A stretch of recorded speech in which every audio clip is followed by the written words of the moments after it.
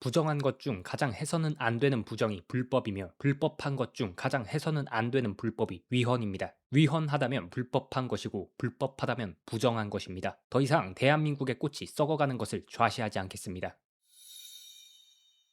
2026년 6월 3일 선관위가 투표용지를 부족하게 공급해 국민이 헌법에 보장된 선거권을 행사하지 못하는 전대미문의 사태가 발생했습니다. 우리는 대체 어떤 집단에게 선거를 맡기고 있습니까? 세금의 부정사용으로 부부 동반 외유성 출장을 관행처럼 다녀오는 집단, 수백 건의 채용 비리로 조직된 연대의식을 가진 집단, 감사원의 감사는 목에 힘주고 부당하다 외치지만 선거날 직원들의 휴가 신청에 찍소리도 못하는 헌법상 독립기관, 법과 권한을 입맛대로 골라 쓰는 기관에게 우리가 신뢰를 남길 수 있는 지점이 대체 어디입니까? 한국 선거 시스템은 마치 순살 아파트 시공과 같습니다. 공사 과정은 부실과 쓰레기로 가득 차 있는데 시공사는 외관상 판매 가능하다고 제대로 된 품질 검수 없이 완공한 꼴입니다. 후보자 당락 결과에만 문제 없으면 개표 과정은 문제 있어도 된다. 이러한 기조로 과정의 무결성에 소홀했던 태도가 한 표, 10표, 100표가 쌓여 결국에 수천의 국민이 투표를 못해서 선거권이 박탈되는 과정까지 만들었습니다. 선관위는 이름부터가 선거를 관리하는 기관입니다. 그런데 그 기관에 부정부패와 비리가 만연해 있습니다. 그럼 그들이 내놓은 결과물은 비리와 부패, 부정에서 격리되어 완전히 깨끗하고 청렴하고 모범적인 결과물이겠습니까? 채용 과정부터 불공정하고 불투명하게 선발된 인원들이 부정부패한 과정 속에서 공직 생활을 지내왔습니다. 대체 어떤 유권자가 부패한 자들이 주관하는 선거 과정에 자신의 참정권을 믿고 맡길 수 있겠습니까? 깨끗하지도 청렴하지도 모범적이지도 못한 집단에게 대한민국의 국군과 수천만 국민의 일상이 걸린 민주주의의 꽃을 가꾸도록 방치할 유권자는 단연코 없습니다. 선관위는 항상 원칙상 실무 단계에서 부정이 일어날 수 없다고만 주장해왔습니다. 그러나 도무지 정상적인 결과로 받아들이기 어려운 결과가 도출됐습니다. 수백 건의 득표수 일치가 발생했습니다. 그런데도 선거 시스템의 총 책임자가 내놓을 수 있는 최선의 답변은 그저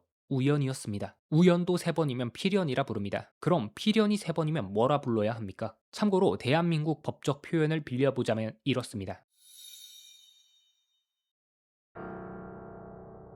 대체 왜 선관위는 부정행위의 가능성 자체를 닫아두기만 합니까? 선관위 조직은 아주 깨끗하고 청렴하고 모범적인 기관이니 절대 내부로부터 부정부패와 비리로 불법행위가 일어날 가능성은 없기 때문입니까? 보통 크던 작던 사고가 생기면 탑다운 방식으로 중앙선관위가 지역선관위를 내리갈굼하는 게 역사 깊은 조직구조상 순리인데 이상하게도 바텀업 방식으로 중앙선관위는 모든 문제들에 지역선관위를 감싸고 돕니다. 그리고 부정부패가 밝혀진 감사 또한 위헌이라는 헌법재판소의 결정은 선관위 내부에서 그 어떠한 자정작용도 일어나지 못하게 만들었습니다. 그 덕분에 대한민국 국민은 선관위가 이제껏 보인 고압적인 태도 속 본심을 알게 됐습니다.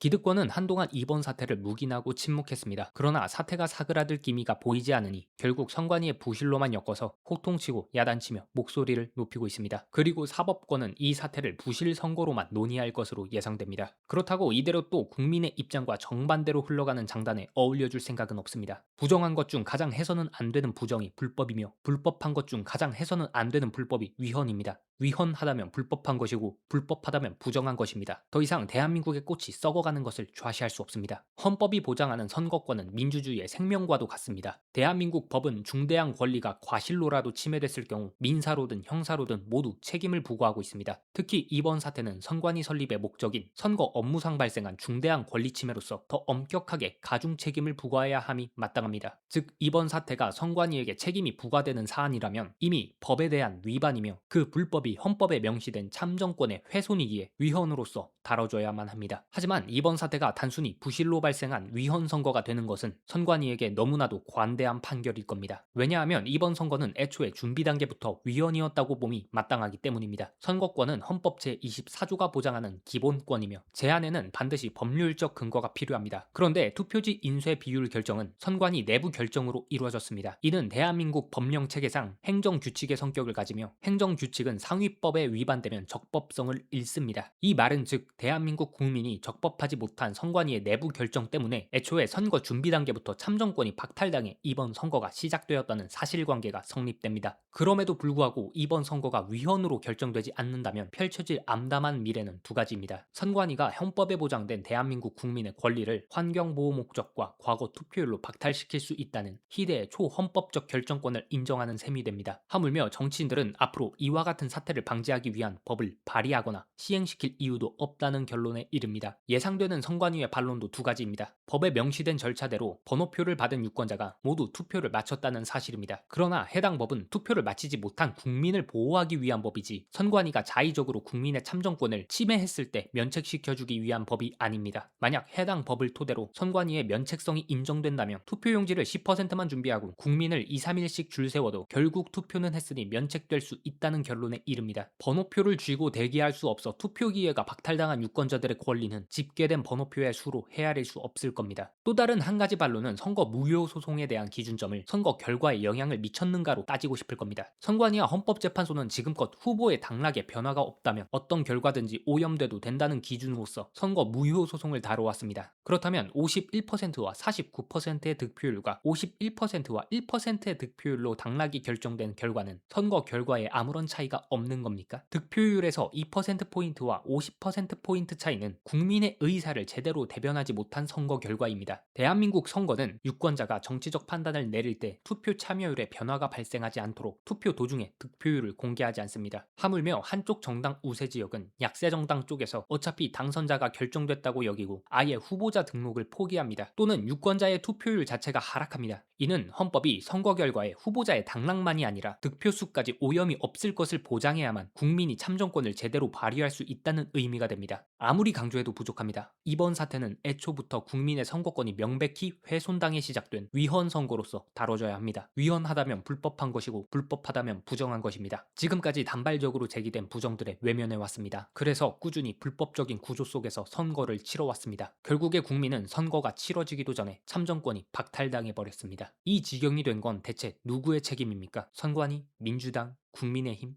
다른 나라? 아닙니다. 바로 국민입니다. 대한민국은 선관위의 나라가 아닙니다. 정치인의 나라도 아닙니다. 다른 나라의 속국도 아닙니다. 오로지 우리의 나라이며 우리가 주인입니다. 이제 책임질 때입니다. 당신이 구심점이고 우리가 구심점입니다. 이상 아름다운 대한민국을 누구보다 사랑하는 국민의 목소리였습니다.